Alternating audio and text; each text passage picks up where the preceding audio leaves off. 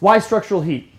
So structural heat is what's considered, instead of spot heat, you can kill a bed bug by shining a laser beam on it, but that would be the same as, we've got lots of spot treatments that are very effective.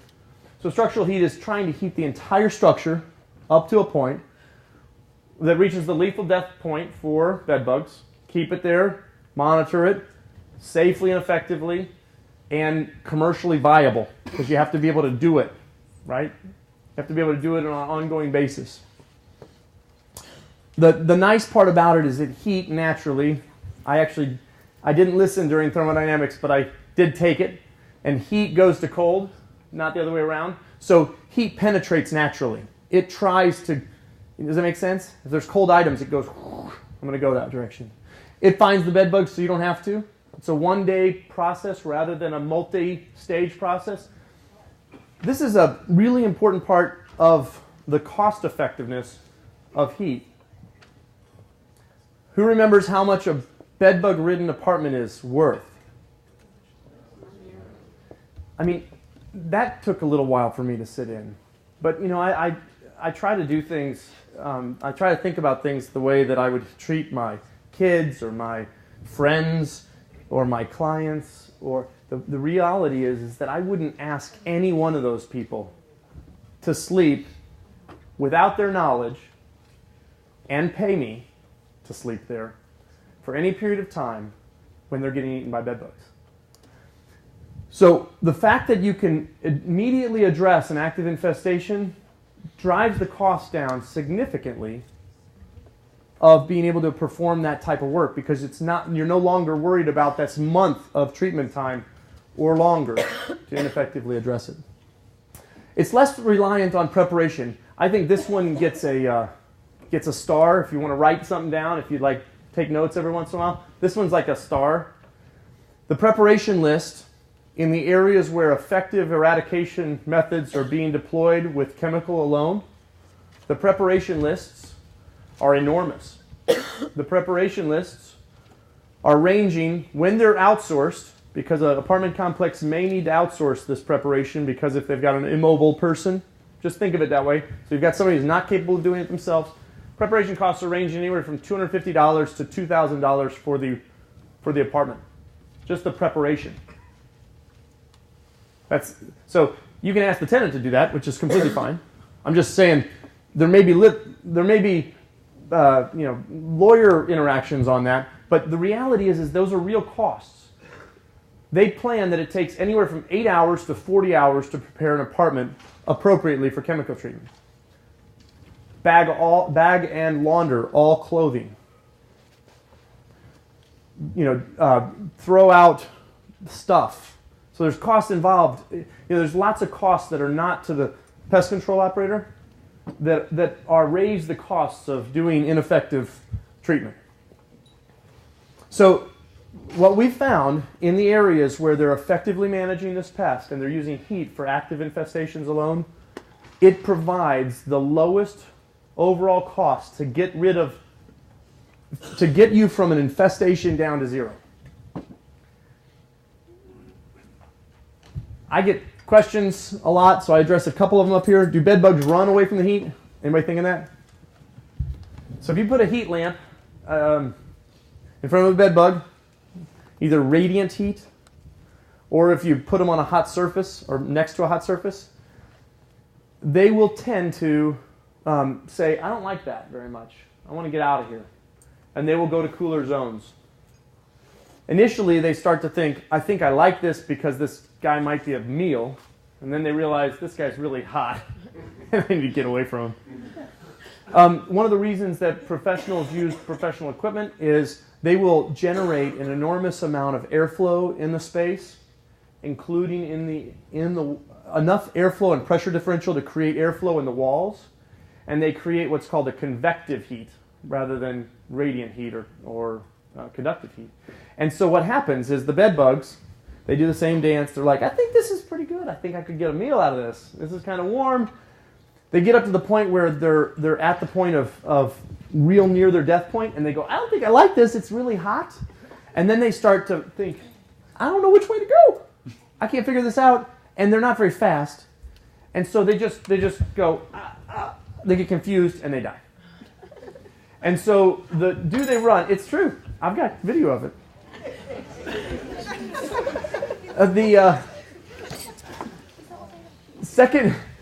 So the answer is effectively done by professionals. No, they don't run, but they will. The reality is you may have infestations places where you don't know, so they will find those and treat all those infested areas. Can or should I do it myself? Can I turn off the furnace? No, there's just not enough energy. They're designed for 70 degrees. There's just not enough heat there.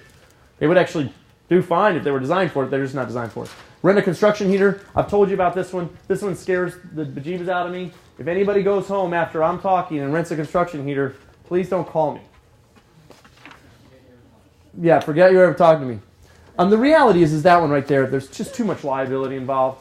I mean, you rip down and you call the insurance guy. So I thought I would get rid of the bed bugs. I figured out that he could do it. I rented a construction heater for $200. I brought it home, and I used it. I burned down the building and killed 3 people. It's not what you want to do. So don't, that's not the option. Uh-oh. Say that again? That's how excited we were. That's right. Professionals provide certified equipment. They allow you to avoid the secondary damage. They're also covered in case they mess up, which is awesome. They also provide that incredible liability protection of saying, hey, listen, we hired a professional. They know what they're doing. They're good at what they do. Here's what they did. And so you can, I don't know how, you're in the rental apartment business. You're not in the pest control business. And it just allows you to go back to doing your business, renting apartments. There's large-scale and small-scale systems. WIT here locally is a trained heat expert here locally. They've got both systems, large-scale and small-scale. So you'll see them bringing different technologies depending on what the application is. They'll sit down with you and say, and they're only going to bring these to active infestations where there's actually a problem. They're not going to do this. This is not a prophylactic treatment. You don't heat treat so that you don't get bed bugs. You heat treat when you have active infestations, and it's the best cost-effective way for you to manage getting them out to zero. I'm going to run through a couple of these. For monitoring and verification, one of the keys is that they have to get, thank you, they have to get every structural component up to temperature. And to do that, they have to be able to monitor and verify everything. So they're trained to find the hardest to heat places, to insert technologies like this inside of wall members, under mattresses, hard to heat areas that bed bugs love to hide in. And then they will monitor that structurally to make sure that every spot that's hard to reach gets up to the adequate temperature to kill bed bugs for the adequate amount of time. The only time whenever heat fails is whenever one of those areas was not able to get up to temperature. Whenever either... So in this room, as an example, what do you believe is the hardest to heat area in this room? Floor, yeah. You got a big heat sink in the floor, so if they're in the carpet, you got to have time. It's not this space temperature that they're at. They might be under the carpet, so you got to have time to be able to get the heat to sink in there. What else? Walls. Yeah, which wall? Outside. Yeah, the exterior wall. We don't have an exterior wall on this one, but that one's next to the exterior wall. If you go out in that hall, that temperature out there is about 45 degrees. It's out there for a little bit. That one's about 65. So that one's going to heat up slower. So the point is that they're trained to be able to look for, understand the hardest to heat areas, and then monitor and verify those. And they'll be able to basically guarantee you guys that they've gotten all the different monitors up to adequate temperature and held them there for a period of time. Adequate to kill the bed bugs. This is Dr. Kells up in University of Minnesota. There's a lot of stuff on the internet. Heat has been an effective strategy for bed bug remediation for 1900 years or so, or probably before then. The only thing is that they were doing it out in, they would put them in steam saunas, and they would have we've got some diagrams on old inventions of, a coal-fired furnace to try to do it. It's always been known that they die at temperature. The one thing that you'll find on the internet, a lot of different numbers, is what they die at. They'll die at 113 degrees Fahrenheit. The problem is it takes a long time. The eggs are the hardest to kill. The eggs take 8 hours at 113. So, and so the 113 has to, if you've got it 130 in this room, but that spot over there is 113 in the wall, and the eggs are in that spot, it's going to take a long time to kill. So normally they will aim for a higher temperature of 118 or 120 in all structural members. At 122, it takes 0 minutes to kill them. So if you can get everywhere to 122 degrees, the problem is that you're relying, you can't measure everywhere. So you want to build in a safety factor so that you can get them accomplished. I've got too many. I told you. If you kill them all, do you suck them all out then? Say that again? If you kill them all, do you suck them all out then? You want to address that, Adam? Clean up, or how you handle that? We do offer that as an additional service. Yeah, sometimes you'll have housekeeping, or sometimes you'll have them do that. It's just a matter of, it's not part of the killing, but it's a part of the cleanup. I actually have a video, and I've got 5 minutes left, right? I'm going to try, and this is first of all, the dog did awesome. I have seen dogs, and in this area where they're never working with this many people, it's just hard to work in there. My point is that I'm going to fail at bringing this video up, so I get an excuse right now. All right. Yep. So before I start that, this is salesy. So I just apologize up front. My marketing folks did this, so it feels pretty salesy. So you will excuse me for it? Okay. But it shows the process pretty well, so I wanted to do it. Consequences for owners, even after attempts have been made to control the issue. Without a plan to control this rapidly spreading problem, it's only a matter of time until your business is affected. The most common method for bed bug extermination has been the use of pesticides, requiring 3 to 4 applications and weeks to complete. But that method is being replaced by something far better. Heat. And not just any heat, but precision-controlled heat from RX Heat. The RX Heat pest management system is revolutionary. It rids any building of bed bugs, from a simple apartment to a complete residence to a multi-unit, multi-tenant building, without chemicals and without endangering people, pets, or food. And while it may take pesticides several applications to eradicate a problem, RX Heat can rid your property of bed bugs within hours, even with the most severe of infestations. Your building could be bed bug free the same day. Here's how it works. RX Heat uses patented, engineered, heat-based systems powered by either electricity or gas, exterminating bed bugs by circulating hot, clean, odorless air inside the building. The system safely raises the structure to a prescribed temperature, usually about 140 degrees, and holds it there throughout the treatment. Computer-controlled high-velocity fans keep temperature levels evenly distributed throughout the treatment area, and trained personnel monitor the entire process. The safe, clean heat penetrates every crevice of the structure, totally eradicating bed bugs in mattresses, furniture, even under carpets and behind baseboards, leaving them no place to move or hide. No other heat-based system is as safe, effective, or proven as RX Heat. Call today. All right. Thanks for putting up with that. The heat treatment process, I just wanted to offer any questions up about heat treatment. Go ahead. You were talking about laundering and chemical versus heat. Yes. And do you not have to, I mean, there might still be dead bugs, but to kill the bugs, you don't have to launder linens or clothing or curtains. Correct. Right. So we want you to keep everything in the structure.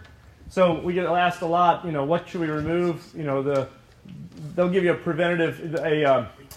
prep list that will tell you candles and chocolate, but as far as electronics, computer equipment, all those things, fabrics, textiles, we want all those in the space, and we don't want you to take them to the laundry. And the reason is because that is a primary way that it's a very easy way for them to get transmitted to other apartments throughout your place. You can imagine you tell your guest or your apartment, your tenant, and you say, hey, just go down to the local little place that, do you have laundry on site?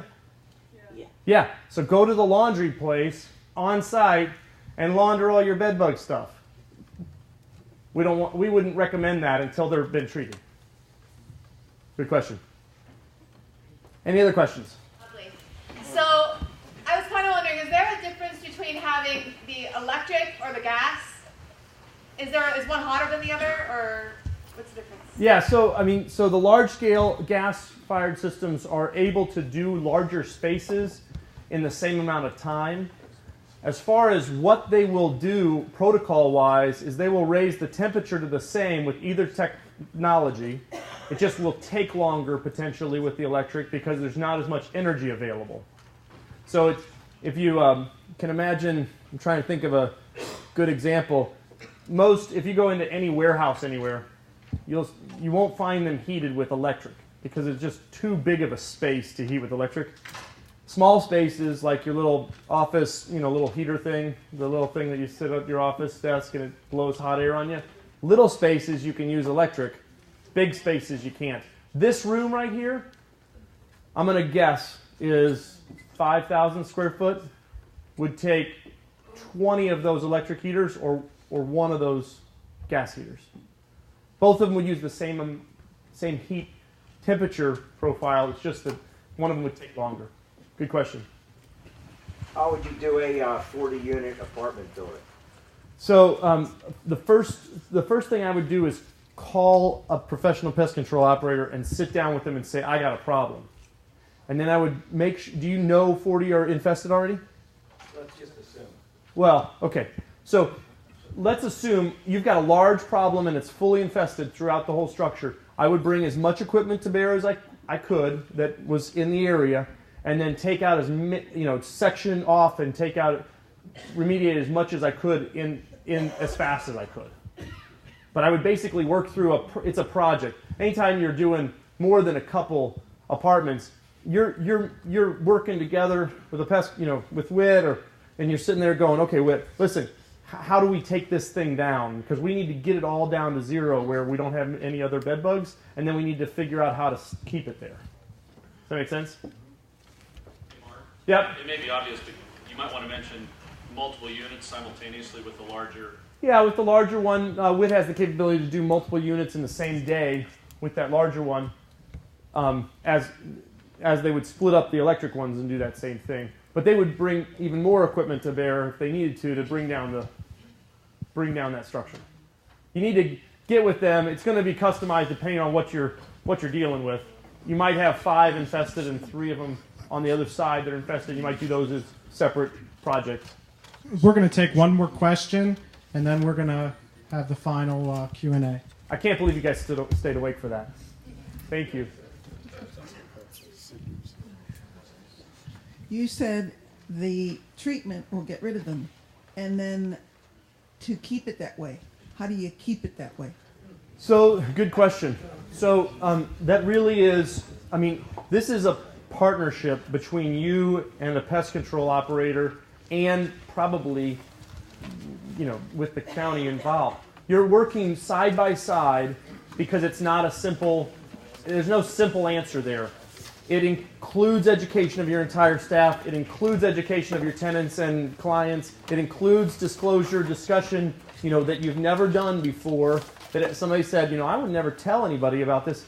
Yeah, you're going to need to figure that out. You're going to need to talk with the tenants about it because they're going to need to be involved with the strategy.